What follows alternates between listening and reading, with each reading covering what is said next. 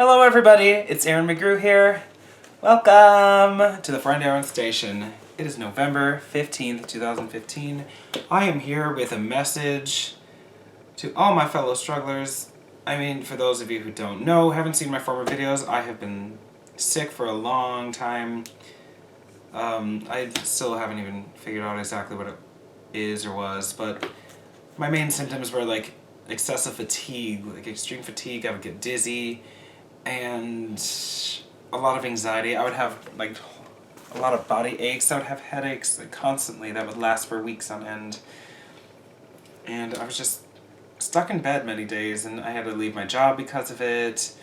I was like severely, like I was drastically impacted by the illness. Like it was completely debilitating. I'm doing a lot better now, which is very good.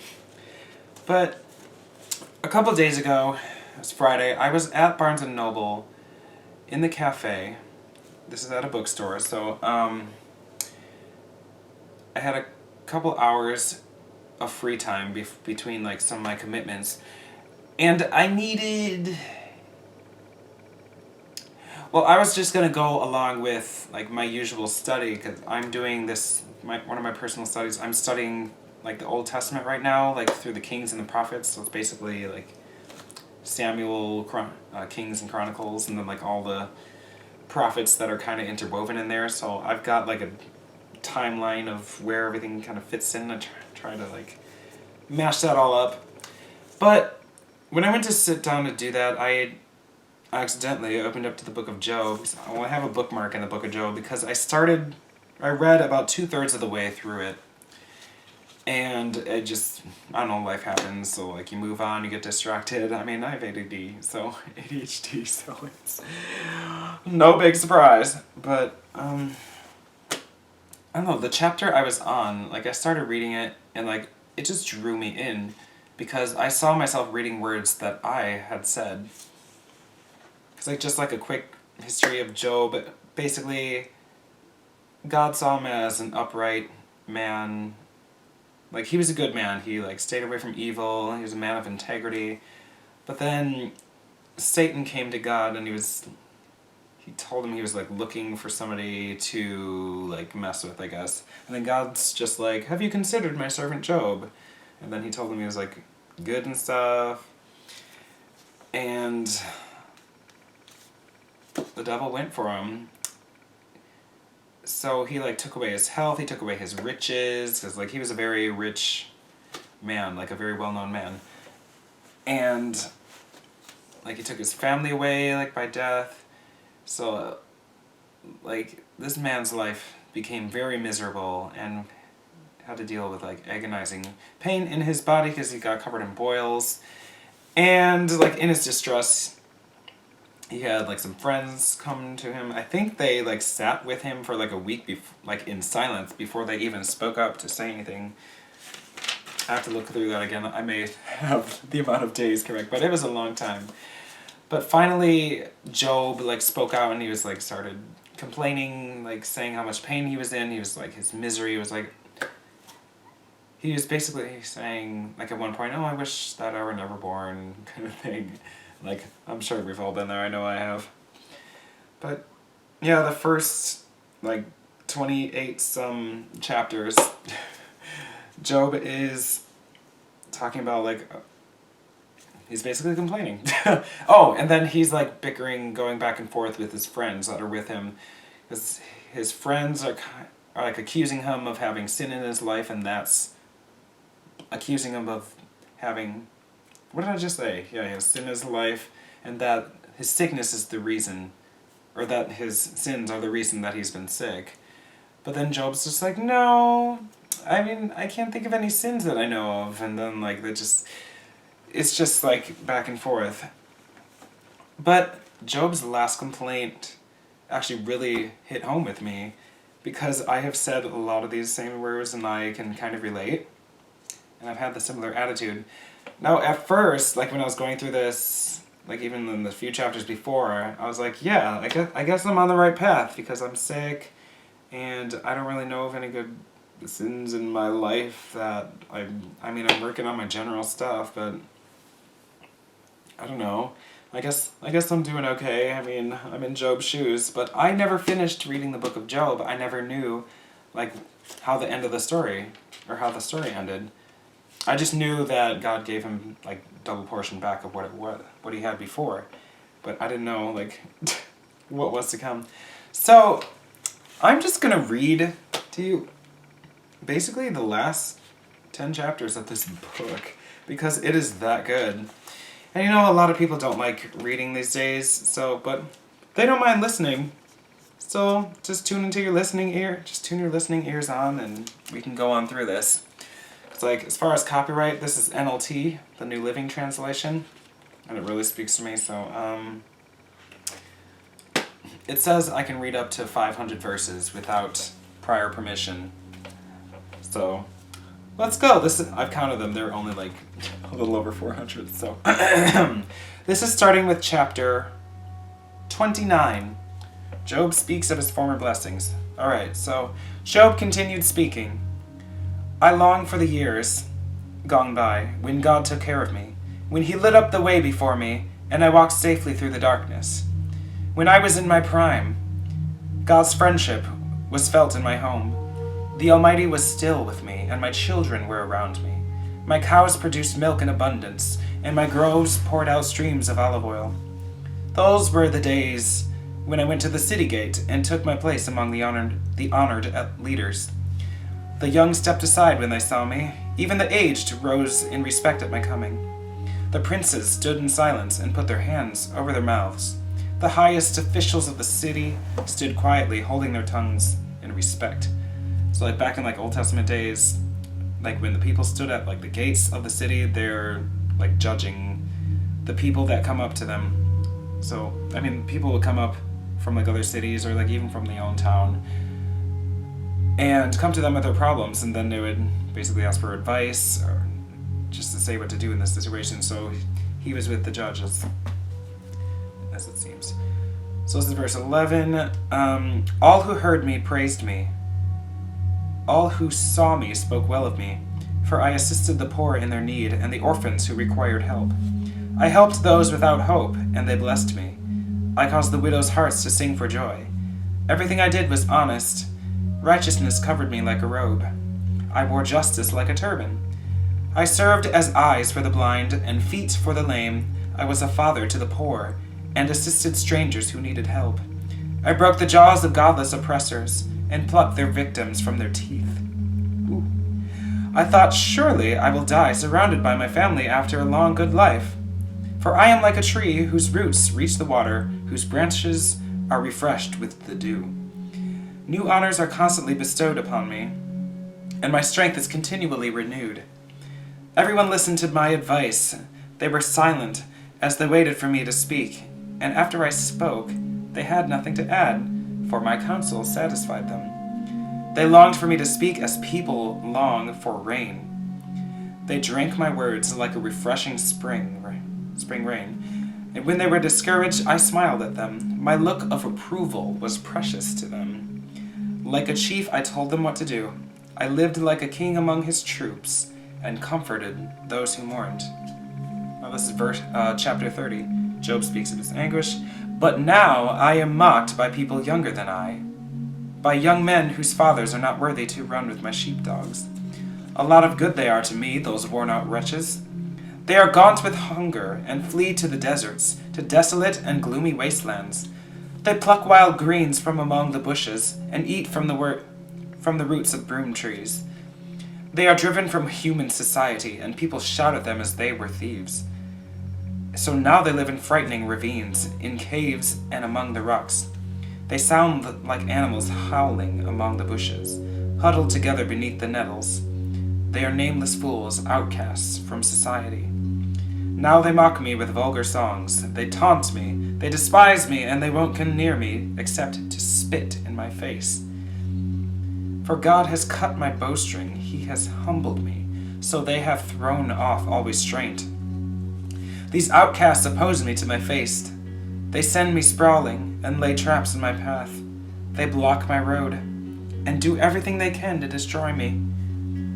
They know I have no one to help me. They come at me from all directions. They jump on jump on me when I am down. I live in terror now. My honor has blown away in the wind, and my prosperity has vanished like a cloud. And now my life seeps away. Depression haunts my days. At night, my bones are filled with pain and gnaws at me relentlessly. I know what that's like. With a strong hand, God grabs my shirt. He grips me by the collar of my coat. He has thrown me into the mud. It's nothing more than dust and ashes. I felt that way. I cry to you, O God, but you don't answer. I stand before you, but you don't even look. You have become cruel to me, toward me. You use your power to persecute me. You thrown me into the whirlwind and destroy me in the storm. And I know you are sending me to my death, the destination of all who live. Surely no one would turn against the needy when they cry for help in their trouble. Did I not weep for those in trouble? Was I not deeply grieved for the needy? I looked for good, but evil came instead. I waited for the light, but darkness fell. My heart is troubled and restless. Days of suffering torment me. I walk in gloom without sunlight. I stand in the public square and cry for help. Instead, I'm considered a brother to jackals and a companion to owls. My skin has turned dark. I became a black man. Oh. I'm just kidding. And my bones burn with fever. My harp plays sad music, and my flute accompanies those who weep. Alright, now this is chapter 31, Job's final protest of innocence. Okay, so this is his last strike here. Before... yeah, we'll get there. Okay, verse 1. I made a covenant with my eyes, not to look with lust at a young woman. For what has God chosen above for us? For what has God above chosen for us? What is our inheritance from the Almighty on high? Isn't it calamity for the wicked and misfortune for those who do evil? Doesn't he see everything I do and every step I take? Have I lied to anyone or deceived anyone?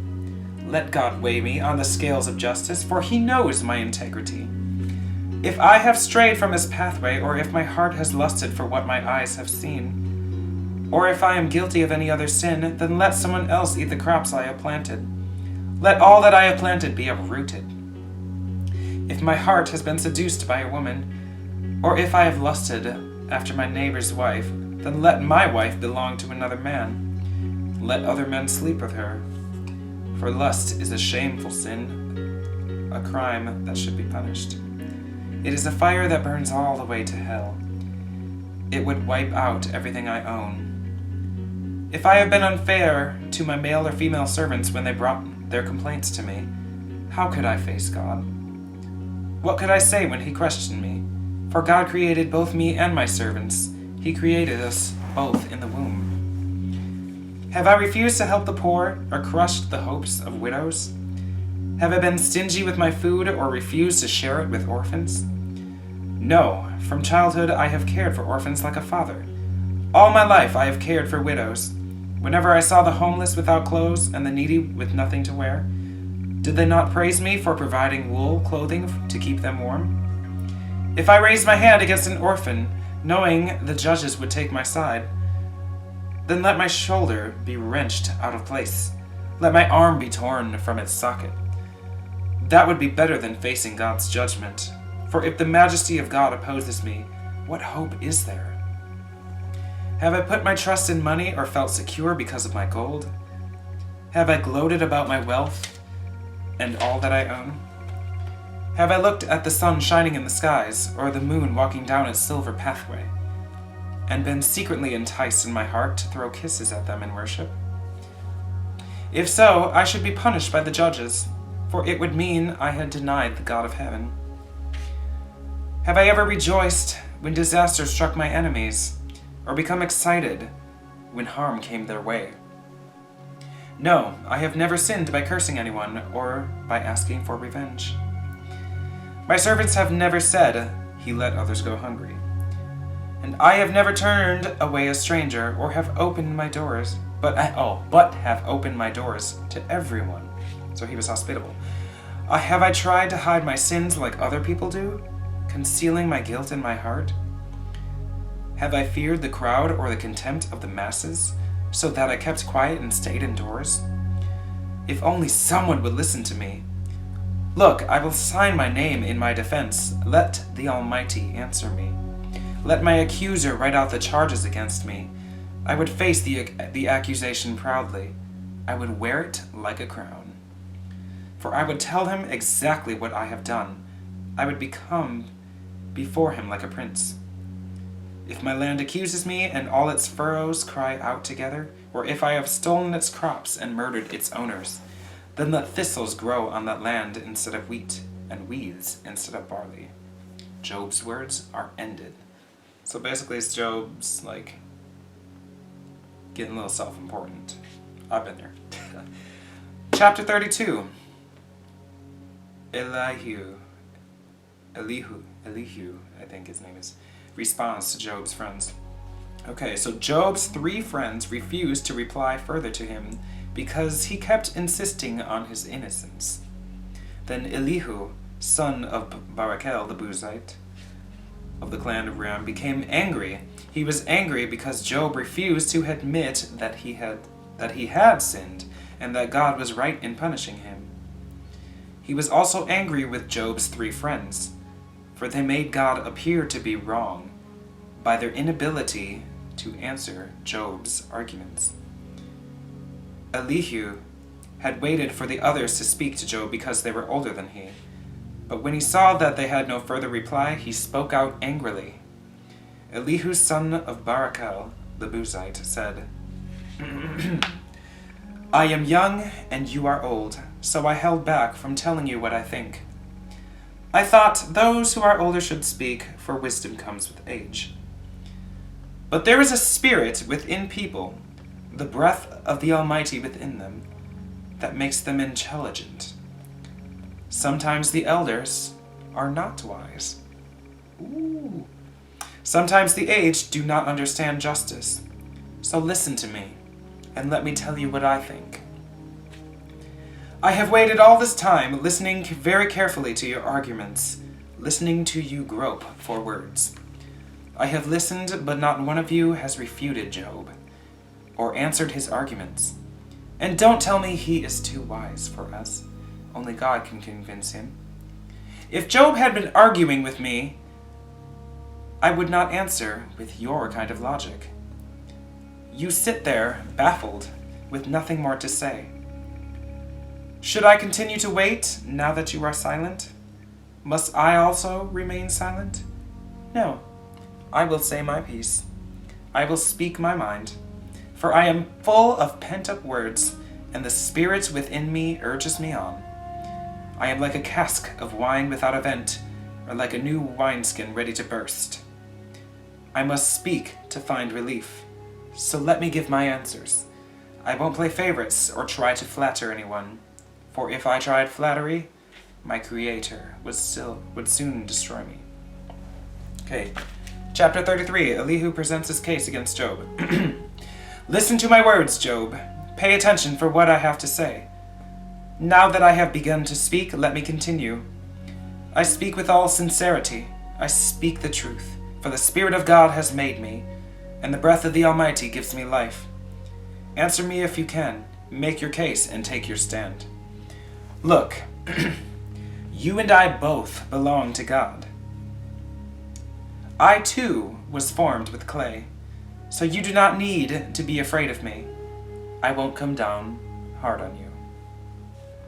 You have spoken in my hearing, and I have heard your very words. You said, I am pure, I am without sin, I am innocent, I have no guilt. God is picking a quarrel with me, and he considers me his enemy. He puts my feet in the stocks and watches my every move. But you are wrong, and I will show you why. For God is greater than any human being. So why are you bringing a charge against him? Why say he does not respond to people's complaints? For God speaks again and again, though people do not recognize it. He speaks in dreams, in visions of the night, when deep sleep falls upon people as they lie in their beds. He whispers in their ears and terrifies them with warnings. He makes them turn from doing wrong. He keeps them from pride. He protects them from the grave, from crossing over the river of death. Or God disciplines people with the pain on their sick beds, with ceaseless aching in their bones. They lose their appetite even for the most delicious food. Their flesh wastes away and their bones stick out. They are at death's door. The angels of death wait for them. But if an angel from heaven appears, a special messenger to intercede for a person and declare that he is upright, he will be gracious and say, "Rescue him from the grave, for I have found a ransom for his life." Then his body will become as healthy as a child's, firm and youthful again. When he prays to God, he will be accepted, and God will receive him with joy and restore him to good standing. He will declare to his friends, "I have sinned and twisted the truth, but it wasn't worth it. God rescued me from the grave, and now my life is filled with light." Yes, God does these things again and again for people. He rescues them from the grave so that they may enjoy the light of life. Mark this well, Job. Listen to me, for I have more to say. But if you have anything to say, go ahead. Speak, for I am anxious to see you justified. But if not, then listen to me. Keep silent, and I will teach you wisdom. Elihu's putting him in his place. Alright, this is chapter 34. Elihu accuses Job of arrogance. Then Elihu said, "Listen to me, you wise men. Pay attention, you who have knowledge." Job said, "The ear tests the words when it hears, just as the mouth distinguishes between foods. So let us discern for ourselves what is right. Let us learn together what is good." For Job also said, "I am innocent, but God has taken away my rights. I am innocent, but they call me a liar. My suffering is incurable, though I have not sinned." Tell me, has there ever been a man like Job, with his thirst for irreverent talk? He chooses evil people as companions. He spends his time with wicked men. He has even said, "Why waste time trying to please God?" Listen to me, you who have understanding. Everyone knows that God doesn't sin. The Almighty can do no wrong. He repays people according to their deeds. He treats people as they deserve. Truly God will not do wrong. The Almighty will not twist justice. Does someone else put the world in his care? Who set the whole world in place? If God were to take back his spirit and withdraw his breath, all life would cease, and humanity would turn again to dust. Now listen to me if you are wise. Pay attention to what I have to say. Could God govern if he hated justice? Are you going to condemn the Almighty Judge? For he says to kings, "You are wicked," and to nobles, "You are unjust." He doesn't care how great a person may be, and he pays no more attention to the rich than to the poor. He made them all. In a moment they die. In the middle of the night they pass away. The mighty are removed without human hand. For God watches how people live. He sees everything they do. No darkness is thick enough to hide the wicked from his eyes. We don't set the time when we will come before God in judgment. He brings the mighty to ruin without asking anyone, and he sets up others in their place. He knows what they do, and in the night he overturns and destroys them. He strikes them down because they are wicked, doing it openly for all to see. For they turned away from following him. They have no respect for any of his ways. They cause the poor to cry out, catching God's attention. He hears the cries of the needy, but if he chooses to remain quiet, who can criticize him? When he hides his face, no one can find him. Whether an individual or a nation, he prevents the godless from ruling so they cannot be a snare to the people. Why don't people say to God, "I have sinned, but I will sin no more"? Or, "I don't know what evil I have done. Tell me, if I have done wrong, I will stop at once." Must God tailor his justice to your demands? but you have rejected him. The choice is yours, not mine. So go ahead, share your wisdom with us. After all, bright people will tell me, and wise people will hear me say, Job speaks out of ignorance, and his words lack insight. Job, you deserve the maximum penalty for the wicked way you have talked. For you have added rebellion to your sin. You show no respect. And you speak many angry words against God. Chapter 35. Elihu reminds Job of God's justice. Then Elihu said, Do you think it is right for you to claim, I am righteous before God? For you also ask, what's in it for me? What's the use of living a righteous life? I will answer you and all your friends too. Look up into the sky and see the clouds high above you. If you sin, how does that affect God? Even if you sin again and again, what effect will it have on him? If you are good, is this some great gift to him? What could you possibly give him?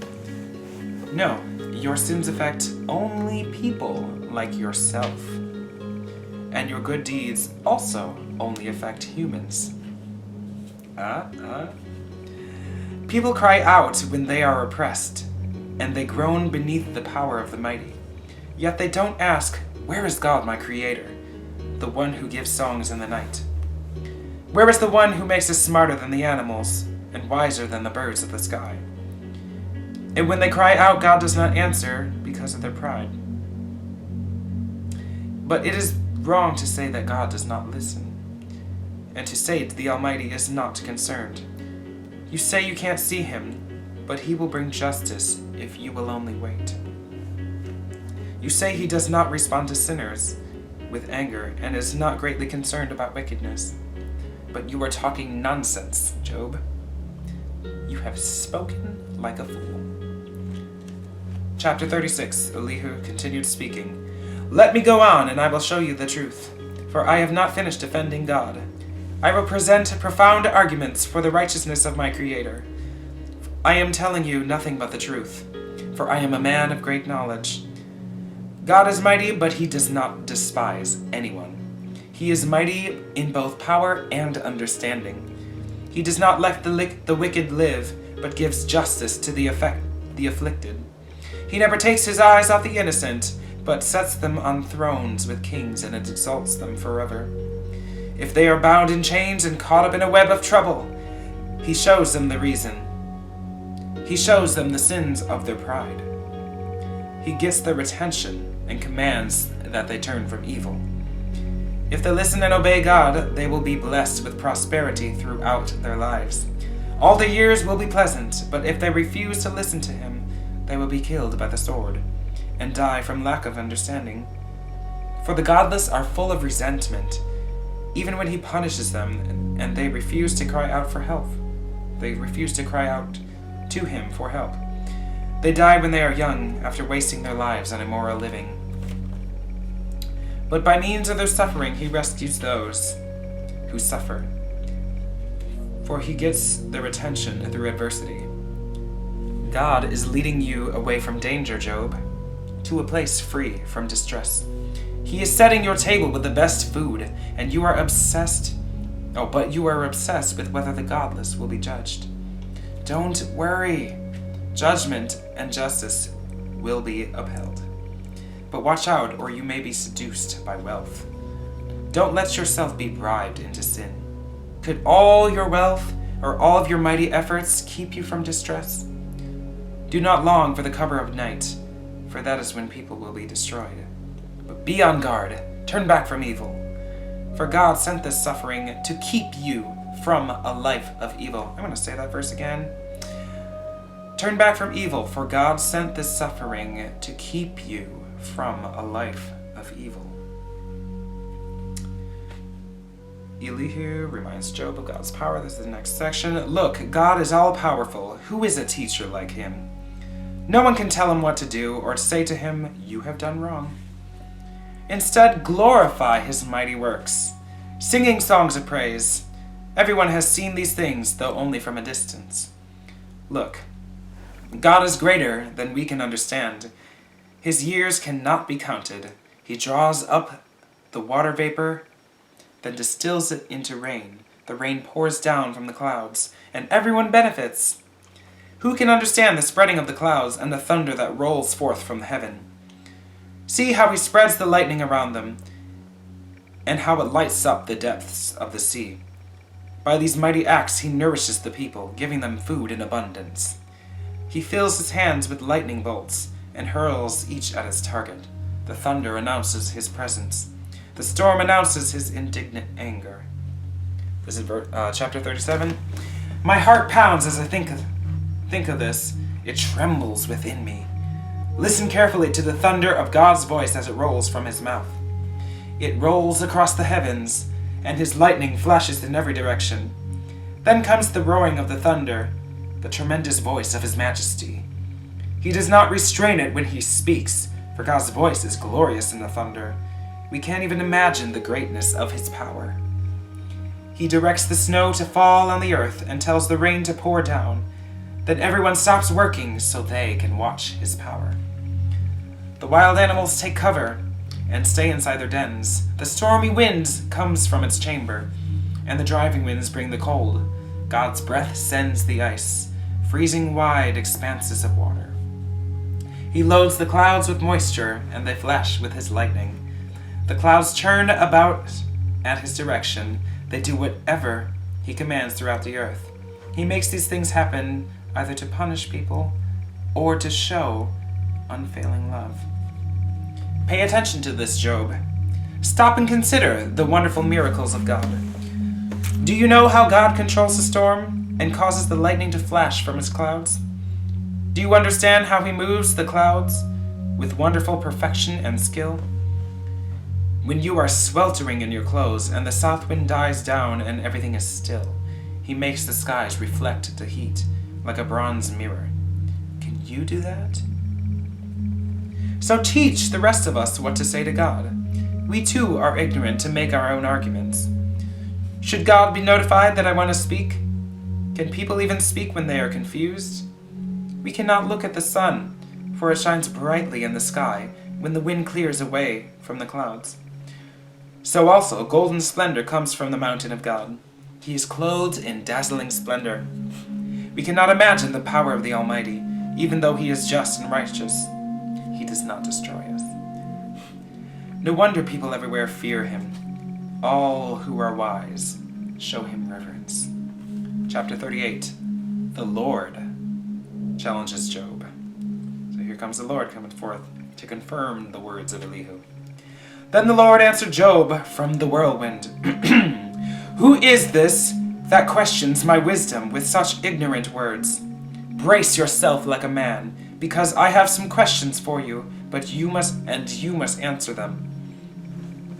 Where were you when I laid the foundations of the earth? Tell me, if you know so much. Who determined its dimensions and stretched out the surveying line? What supports its foundations? Who laid its cornerstone as the morning stars sang together and all the angels shouted for joy? Who kept the sea inside its boundaries as it burst from the womb, and as I clothed it with clouds and wrapped it in thick darkness? For I locked it behind barred gates limiting its shores. I said, this far and no farther will you come. Here your proud waves must stop. Have you ever commanded the morning to appear and caused the dawn to rise in the east? Have you made the daylight spread to the ends of the earth to bring an end to the night's wickedness? As the light approaches, the earth takes shape like clay pressed beneath a seal.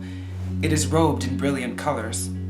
The light disturbs the wicked and stops the arm that is raised in violence. Have you explored the springs from which the seas come? Have you explored their depths? Do you know where the gates of death are located? Have you seen the gates of utter gloom? Do you realize the extent of the earth? Tell me about it if you know. Where does light come from, and where does darkness go? Can you take each to its home? Do you know how to get there? But of course you know all this, for you were born before it was all created, and you are so very experienced. a little sarcasm there. I was throwing a little shade. Have you visited the storehouses of the snow, or seen the storehouses of hail? I have reserved them as weapons for the time of trouble, for the day of battle and war. Where is the path to the source of light? Where is the home of the east wind? Who created a channel for the torrents of rain? Who laid out a path for the lightning? Who makes rain fall on barren land in a desert where no one lives? Who sends rain to satisfy the parched ground and make the tender grass spring up? Does the rain have a father? Who gives birth to the dew? Who is the mother of the ice? Who gives birth to the frost from the heavens? For the water turns to ice as hard as a rock, and the surface of the water freezes. Can you direct the movement of the stars, blinding the cluster of the Pleiades, or loosening the cords of the Orion? Can you direct the sequence of the seasons, or guide the bear with her cubs across the heavens? I think he's talking about Ursa Major, Ursa Minor. That's like the bear, I believe. Constellations. Or do you know the laws of the universe? Can you use them to regulate the earth? Can you shout to the clouds and make it rain? Can you make the lightning appear and cause it to strike as you direct? Who gives intuition to the heart and instinct to the mind? Who is wise enough to count all the clouds?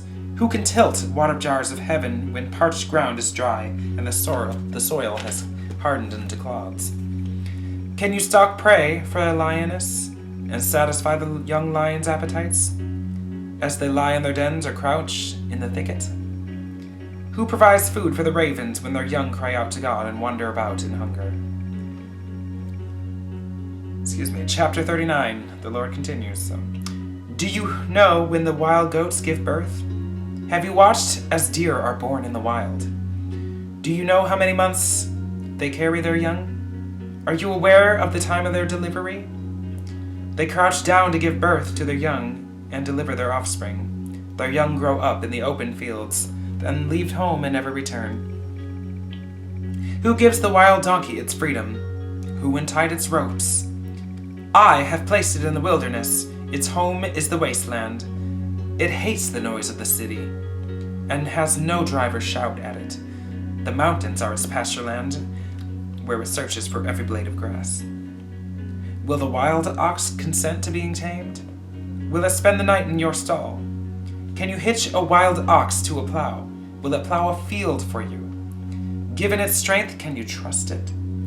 Can you leave and trust the ox to do your work? Can you rely on it to bring home your grain and deliver it to your threshing floor?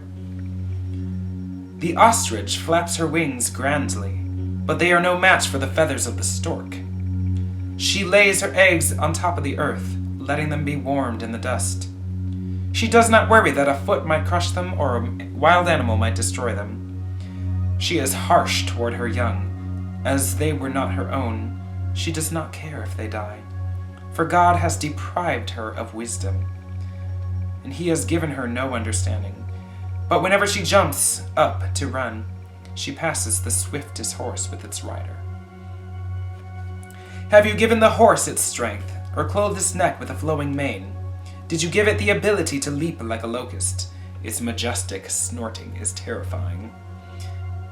It paws the earth and rejoices in its strength when it charges out to battle. It laughs at fear and is unafraid. It does not run from the sword. The arrows rattle against it, and the spear and the javelin flash. It paws the ground fiercely and rushes forward, in battle when the ram's horn blows. It snorts at the sound of the horn. It senses battle in the distance. It quivers at the captain's commands and the noise of the battle. Is it your wisdom that makes the hawk soar and spread its wings toward the south? Is it at your command that the eagle rises to the heights and makes its nest? It lives on the cliffs, making its home on a distant rocky crag. From there it hunts its prey, keeping watch with piercing eyes.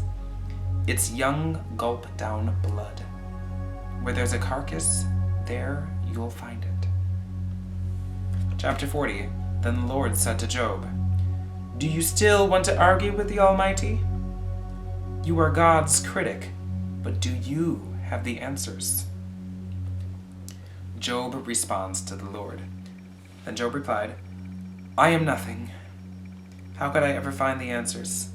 I will cover my mouth with my hand. I have said too much already. I have nothing more to say. The Lord again challenges Job. Brace yourself like a man, because I have some questions for you, and you must answer them. Will you discredit my justice, or condemn me just to prove you are right? Are you as strong as God? Can you thunder with a voice like his? All right, put on your glory and splendor, your honor and majesty. Give vent to your anger, let it overflow against the proud. Humiliate the proud with a glance. Walk on the wicked where they stand. Bury them in the dust. Imprison them in the world of the dead. Then even I would praise you, for your own strength would save you. Take a look at Behemoth. This animal, I don't know, it's arguable. No one really knows what it is. Take a look at Behemoth, which I made, just as I made you. It eats grass like an ox.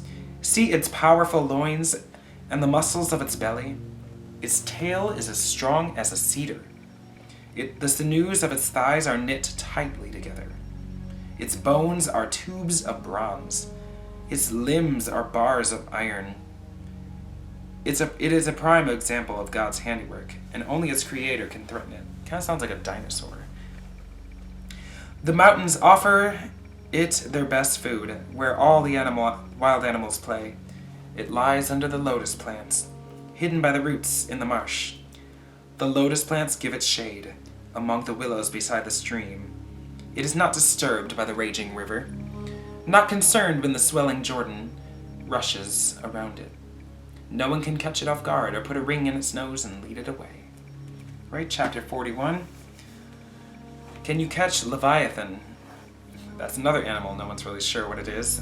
I mean, some people might say it's a dragon, like you would see in, castle stories. Can you catch Leviathan with a hook, or put a noose around its jaw?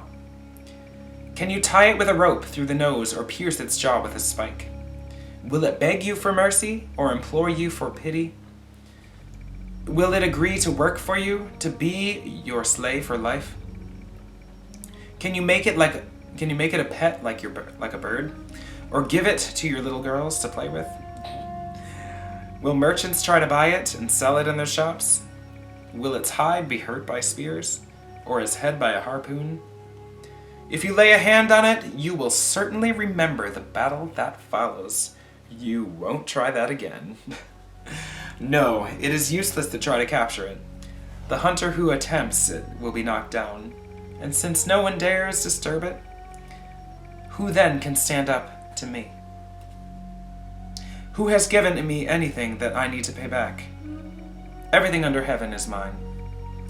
I want to emphasize Leviathan's limbs, and its enormous strength and its graceful form. Who can strip off its hide? And who can penetrate its double layer of armor? Who could pry open its jaws? For its teeth are terrible. Its scales are like rows of shields tightly sealed together. They are so close together that no air can get between them. Each scale sticks tight to the next. They interlocked and cannot be penetrated. When it sneezes, it flashes light. Its eyes are like the red of dawn. Lightning leaps from its mouth. Flames of fire flash out. That's why we think it may be a dragon. But smoke streams from its nostrils like steam from a pot heated over burning rushes. Its breath would kindle coals, for flames shoot from its mouth. The tremendous strength in Leviathan's neck strikes terror wherever it goes. Its flesh is hard and firm and cannot be penetrated. Its heart is hard as rock, hard as a millstone. When it rises, the mighty are afraid, gripped by terror. No sword can stop it, nor spear, dart, nor javelin. Iron is nothing but straw to that creature, and bronze is like rotten wood. Arrows cannot make it flee. Stones shot from a sling are like bits of grass. Clubs are like blades of grass. It laughs at the swish of javelins. Its belly is covered with scales as sharp as glass. It plows up the ground as it drags through the mud. Leviathan makes the water boil with its commotion. It stirs the depths like a pot of ointment. The water glistens in its wake, making the sea look white. Nothing on earth is its equal, no other creature so fearless. Of all the creatures, it is the proudest. It is the king of the beasts. And finally, chapter 42, Job responds to the Lord. And Job replied, I know that you can do anything, and no one can stop you. You asked, who is this that questions my wisdom with such ignorance? It is I, and I was talking about things I knew nothing about, things far too wonderful for me. You said, listen, and I will speak. I have some questions for you, and you must answer them. I had only heard about you before, but now I have seen you with my own eyes. I take back everything I said, and I sit in dust and ashes to show you my repentance. And this is the conclusion. The Lord blesses Job. After the Lord had finished speaking to Job, he said to Eliphaz the Temanite, this is one of the friends that was with Job, I am angry with you and your two friends, for you have not spoken accurately about me, as my servant Job has. So take 7 bulls and 7 rams and go to my servant Job and offer a burnt sacrifice for yourselves. My servant Job will pray for you, and I will accept his prayer on your behalf. I will not treat you as you deserve, for you have not spoken accurately about me, as my servant Job has. So Eliphaz the Temanite, Bildad the Shuhite, and Zophar the Naamathite did as the Lord commanded them, and the Lord accepted Job's prayer. When Job prayed for his friends, the Lord restored his fortunes. In fact, the Lord gave him twice as much as he had before. Then all his brothers, sisters, and former friends came and feasted with him in his home. And they consoled him and comforted because of all the trials the Lord had brought against him. And each of them brought him a gift of money and a gold ring. So the Lord blessed Job in the second half of his life even more than in the beginning. For now he had 14,000 sheep, 6,000 camels, 1,000 teams of oxen, and 1,000 female donkeys. He also gave Job 7 more sons and 3 more daughters. He named his first daughter Jemima. I wonder if she makes pancakes. And the second Keziah, and the third Karen-Hapuk. These names, man. In all the land, no women were as lovely as the daughters of Job, and their father put them into his will along with their brothers. Job lived 140 years after that, living to see 4 generations of his children and grandchildren. Then he died, an old man who had lived a long, full life. That was a doozy. When I read that, I was floored. I had to keep myself from crying because I was in public. And yes, I'm pretty sure that my sickness was from the Lord because, I don't know, when I look back, I can see, I've had, self-important thoughts. I have even made, self-important declarations. I've exalted myself, and I would, tell myself, I'm fine. I'm just, you know how we do. So, I don't think sickness is necessarily always a punishment from God. I believe that sickness can also be natural causes, natural organic causes. If you eat a bad piece of food, you're gonna get sick. You're gonna vomit it up. It's or catch a virus or something. But I don't know. I believe there are some cases, which may be for mine with my illness, that it may have been. What was that verse that I repeated? Saying that the Lord judges to keep from distress or something. Or whatever it was. Something to save you, to keep you righteous. But when I read that, I was so convicted. I cried so much in my car when I went back. It's just... I don't know, it was a personal paradigm shift. It was so good. But what more can I say? So yes, regardless of the circumstance, always know, always praise Him. Always put Him before your needs, and no matter what, just speak highly of Him. He deserves the glory, all the praise, regardless of what we go through. And we just, man, I don't even know what more I can say. Like, it just pretty much said it all. And I'm tired from reading all that much, not gonna lie. But the part that got me is when it said, basically that any righteousness we may have, like any good that we may do, it does not profit God. And when we do like evil things, like that doesn't really affect God either. Like, it just kind of like puts things into perspective. Like, it's just for the people around us. Like, that's why we bless, and like that's whom blesses and curses affect. It's like, it's just, wow. I was floored. But anyway, guys, I hope you got something out of that. Like, if you are ill, like with some type of long-term illness, consider these words. It's like, I don't know your heart, and like, I cannot speak to every situation. It's just, if it don't apply, let it fly. But wow, that was mine. And ever since I got convicted and like repented of that, like I've started feeling better. Like, I'm not even gonna lie. Like, my days have been brighter. It's only been like a couple days because it was Friday when I read that, but I just wanted to share that. So you guys have a lovely day. Thank you for joining me. Nighty night. Bye bye bye.